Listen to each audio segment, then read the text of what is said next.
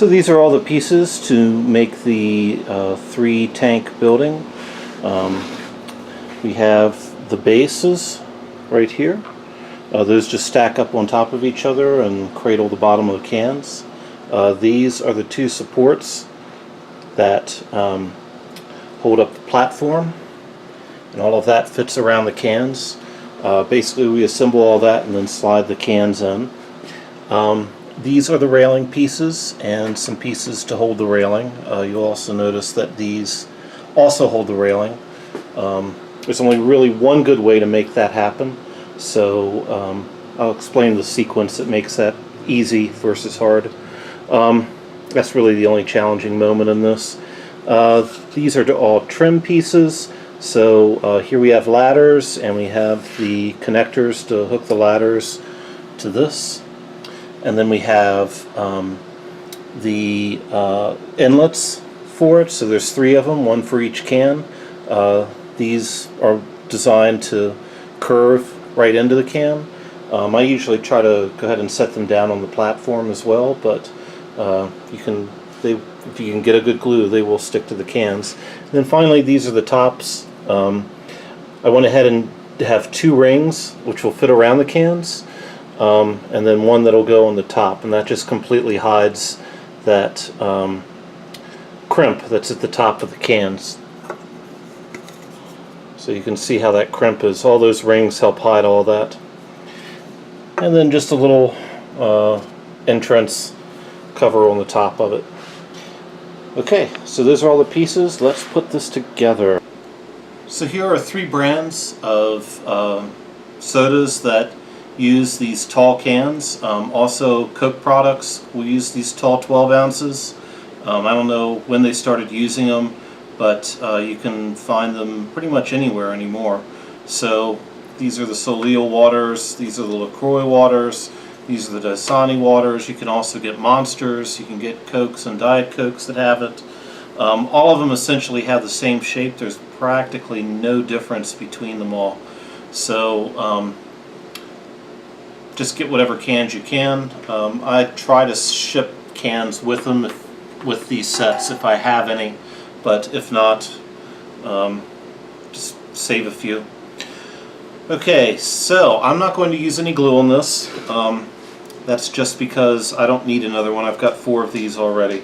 So I don't think I'll need it to show anything except for maybe these, because those actually kind of need to be glued together to turn on their side, but those are really easy, so we'll see how we're feeling by the end of this. Alright, so we have 3 base pieces. We have a big one at the bottom which has smaller size holes for the very bottom of these cans, and then we have 2 that are higher. All we have to do to start with is stack these on top of each other.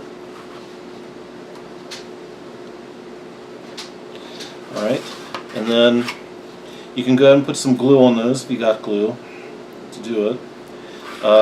Then these pieces,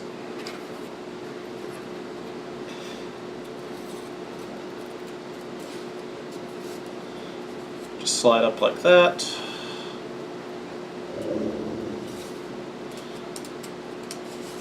Slide up like that, and then you'll notice the bottoms of them are a little uneven. That's so they can fit in just right into the little crosses here that hold it all together. So you can also put them in first. Sometimes that is easier to do, but 1, 2, 3.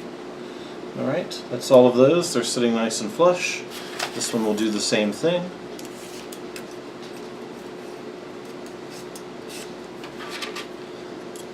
In fact, let's just show you the other way of doing this. Put that one in. We'll put that one in. And these will go down the sides.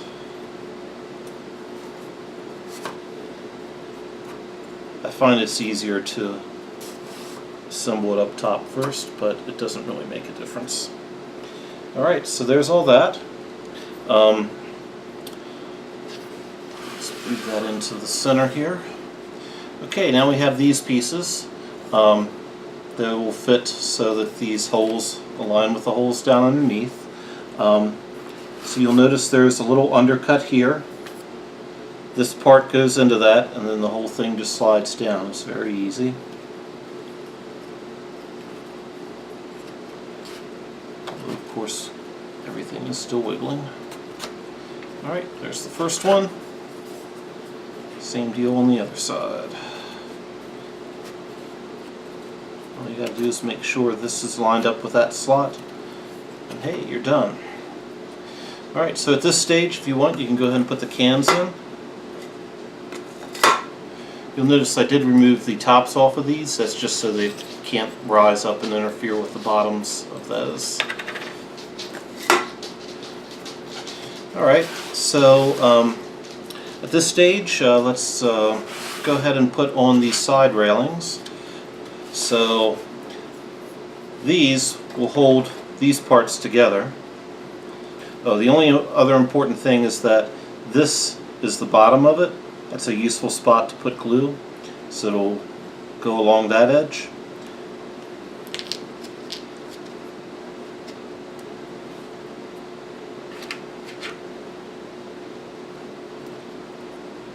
If you've done any of my other ones or watched any others, you'll know I really like this simple railing. So there it is again. This will be at the bottom.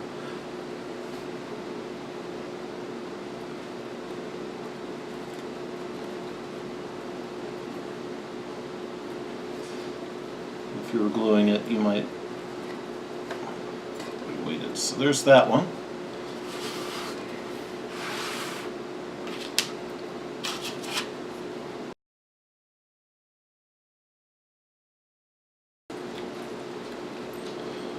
There's that one. Alright, so for these longer rails, this is the only thing where you can mess up. If you put the longer rails onto these clips before attaching them onto these, it will be very difficult, not impossible, but difficult to get them on. So go ahead and put the little banisters up on this first. And then follow that same process. The bottom part on first, get them aligned. That's always the easiest thing. But once it starts happening, that alignment helps guide the rest of them in.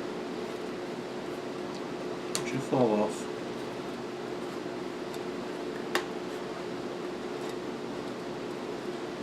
Turn to face it.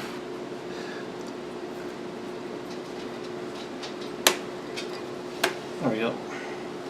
So there's that one. Do the same thing on the other side here.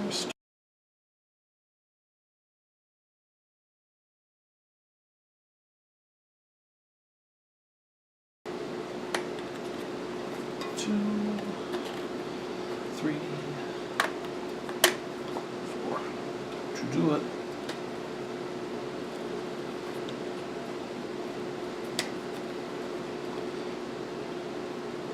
Alright, there's the 4 banisters. I always provide extras of these so that if you break some, which is quite possible, you've got more. Alright, getting close to done here. So these are very simple. Glue these together. Actually, what I usually like to do is put the first one on, put some glue on this, put the second one on, put some glue around this, put that on, and put that where you want it.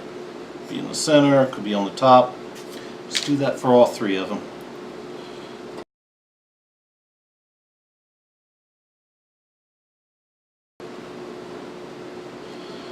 I usually put them off on the side like that, but you of course can do whatever you want. Alright, getting close to done. Ladders. If you've seen my stuff before, you know how the ladders work. These were designed to go onto that second rung. So take 2 of these little side clips, ladder clips.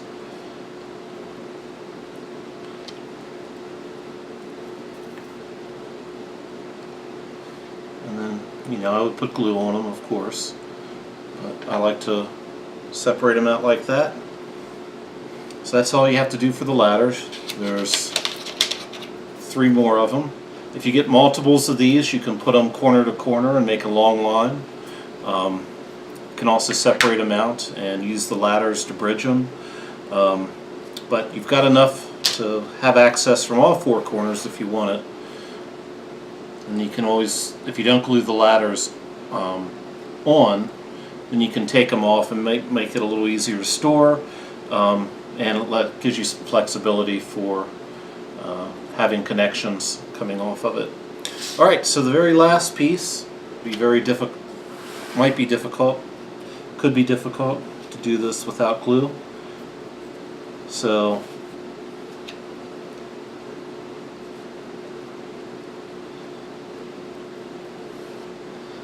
these 2 edges go on like that.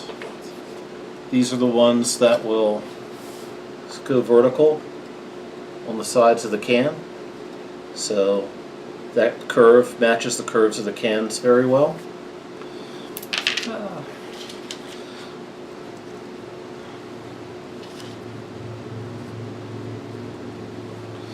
And then these pieces fit in between. They don't need a curvature because they're just going straight up the sides of the can. And of course you would just glue all that together. And then flip it over. It's not going to let me, I'm sure. Oh, it might. No, not quite. Alright, well, if those are glued on, then the next thing would be just to put this up. You'll notice that this is big enough that it covers up the tabs that are under here, so no one can tell that it's not a solid piece.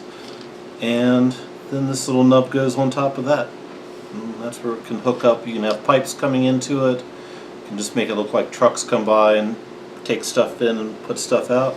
And then that whole piece just goes up onto the side of it. That's really all there is to this. It goes together very quickly. It looks great. It completely blocks line of sight through it. You can't see anything, which is very important in some of these games. It's just a great piece. I put 4 of them on the table frequently and let them hook together, come off in different angles. Put them into squares, put them into crosses. Alright, thank you very much.